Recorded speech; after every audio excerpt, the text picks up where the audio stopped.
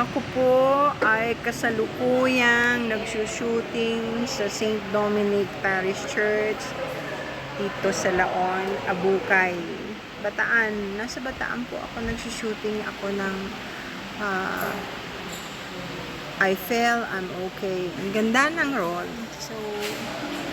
So nice. Anyway, merong mga kasabihan na pagbagong pasok ka daw sa simbahan ng first time kang nakarating, pwede kang manghingi ng wish, 3 wishes. Wala namang mawawala, hindi ba? Nag-wish ako kanina ng 3 para sa ating lahat. Personal ko rin, 3 naman yun eh. Ako kasi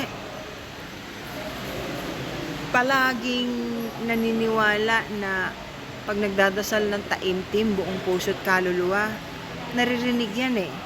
Naririnig sa taas. So gawin nyo rin po. Gawin nyo rin po. Hindi ko alam sa ibang tao ano po, pero ako gustong gusto ko kasi pag nasa loob ng simbahan, pag walang tao. Kasi pagka may mass, kung minsan ang dami ng hindi maayos eh. Yung nadidistract ko pag nakikita kong may edad na tapos short ang suot, nakikita na yung tibak, hindi nahihiya, o kaya naka-mini skirt, o kaya yung mga kabataan papasok ng simbahan, dala-dala yung cellphone, tapos text ng text, o kaya kung minsan nakikipag-usap pa, o kaya nakalabas ang pusod, kita na yung dibdib, alam mo yun. Siguro old-fashioned lang ako. Pero wala pong mawawala kung mag-wish tayo. Ako, ang una kong wish, siyempre, good health para makapagsilbi mabuhay pa ng mahaba. Ako kasi kung mamamatay ako, ayaw kong yung ma-hospital pa o i-revive.